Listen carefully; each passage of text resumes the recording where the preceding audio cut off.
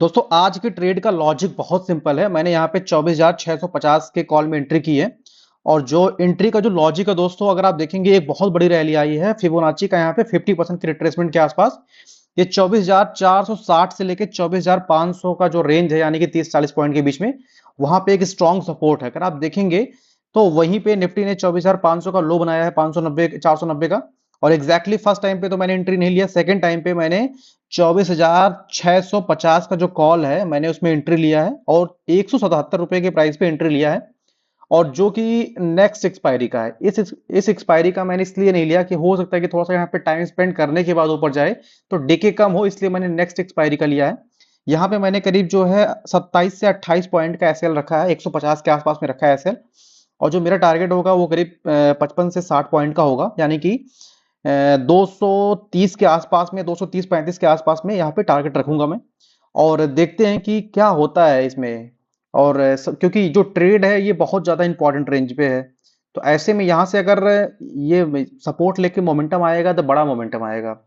तो next expiry का है तो हो सकता है कि थोड़ा सा ज्यादा मोमेंटम चाहिए इसको टारगेट हिट करने के लिए, क्योंकि अगर आज के एक्सपायरी का होता तो बहुत फास्ट मोमेंटम होता, लेकिन उसमें डिके भी बहुत ज्यादा होता। तो इस ट्रेड में देखते हैं कि क्या होता है। और ट्रेड का जो लॉजिक है मैंने बता दिया है। वैसे 24,500 का रेंज वैसे भी एक स्ट्रॉन्ग सपोर्ट है, और फिबोनाची का भी 50% है। और दूसरी चीज क्या है कि इतनी बड़ी रैली आई है, तो अगर सीज फायर वगैरह होने की वजह से जो है, अगर ऐसा होता है तो वॉर वगैरह रुक गया है, तो अगर 24,500 का रेंज ब्रेक करके इसके नीचे सस्टेन करेगा तो फिर ये बहुत बड़ा फॉल आएगा, क्योंकि फिर वो पूरी रैली गिव अप कर जाएगा। लेकिन उम्मीद कम है और यहाँ से एक बड़ा मोमेंटम आना चाहिए। और देखते हैं कि ये ट्रेड जो है कितना पैसा हमें देता है, क्या चीजें करता है। और दोस्तों डेली एक ट्रेड इसी चीज के ऊपर आएगी, जो भी डेली का जो है निफ्टी में एक ट्रेड में लूंगा। एसएल टारगेट दोनों चीजें वहां पे दिखाऊंगा आपको, लॉजिक भी दिखाऊंगा कैसे क्या चीजें होती हैं। और एक लॉट से करूंगा और देखते हैं कि मंथ एंड में क्या प्रॉफिट होता है, क्या लॉस होता है। आप भी कमेंट कीजिएगा और बताइएगा कि यहाँ पे क्या साइकोलॉजिकल चीजें हैं जो कि गलत कर रहा हूँ, या जो भी आपको आपकी नज़र में जो भी चीजें होंगी आप उसको कमेंट करके बता सकते हैं। और अपने ट्रेड के बारे में भी शेयर कर सकते हैं। अगर किसी का बहुत ज़्यादा लॉस हो रहा है, कोई भी चीज़ें हो रही हैं, तो वो भी अपने ट्रेड के बारे में बता सकते हैं। तो देखते हैं कि कैसे क्या होता है।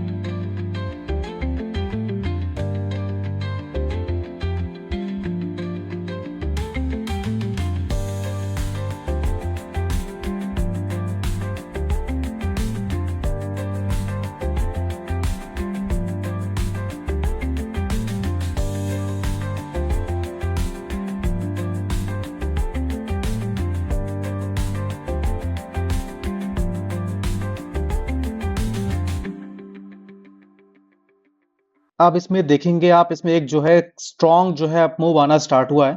यहाँ से मैं एसएल को हटा के जो है टारगेट को यहाँ पे भी सेट कर दूंगा।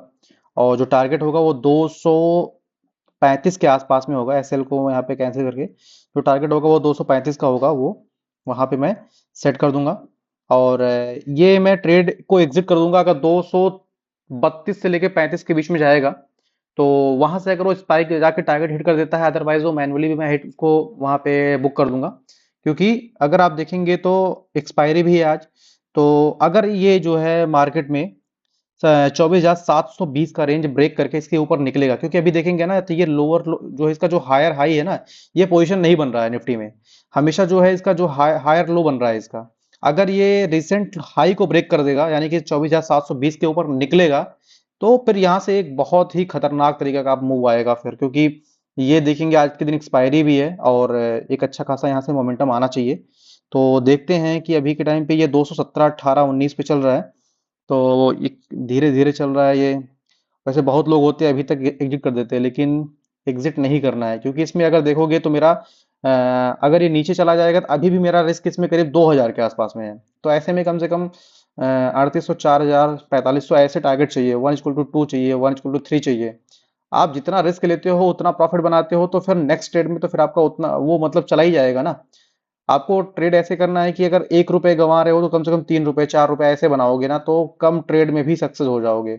लेकिन अगर 1:1 कर रहे हो तो वहां पे आपकी एक्यूरेसी बहुत खतरनाक होनी चाहिए, मतलब विनिंग प्रोबेबिलिटी ज्यादा होना चाहिए। और यहाँ पे अगर 1:2 है, 3 है, 4 है, तो इसमें क्या आता है कि अगर किसी का 1:3 है तो विनिंग प्रोबेबिलिटी कम चाहिए, बस उसको अपना रिस्क अच्छे से मैनेज करना है और टारगेट ट्रेड निकालने हैं। ऐसे पैसा बनेगा ही बनेगा। तो ये करीब अभी के टाइम पे जो है 225, 26 के आसपास में, 229, 30, 32, ये जो है देखते हैं इसको टारगेट हिट करता है या हमें ही हिट करना पड़ता है। और दोस्तों अगर आप देखेंगे तो करीब ये जो है टारगेट अपना हिट कर ही दिया है। और क्या एकदम हमने बेस पकड़ा है, लो एकदम सबसे नीचे के लेवल पे हमने बाई किया है दोस्तों। तो ऐसे जो है ट्रेड करना ज़्यादा सही रहता है दोस्तों।